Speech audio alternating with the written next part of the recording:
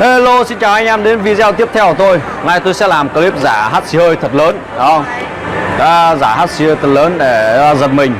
Anh em sẽ xem clip video nhớ đăng ký ủng hộ kênh, ủng hộ cho Hiếu He. Ok. Hắt xì hơi. Hắt xì hơi. Sắp tới Halloween tôi sẽ có một món quà dành cho các bạn.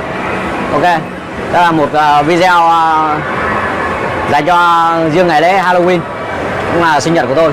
Anh em nhớ đón xem, ủng hộ, chia sẻ, đăng ký kênh, ủng hộ cho Hiếu He Vlog. Ok.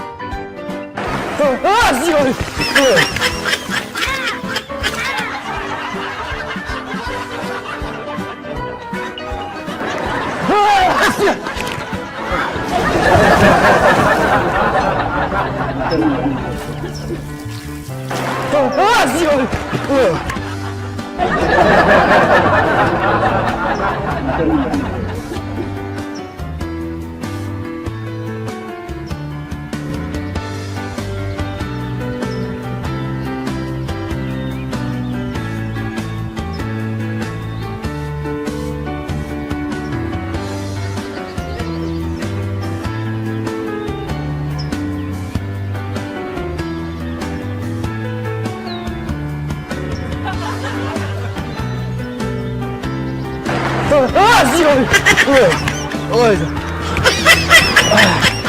sổ mũi khổ thế.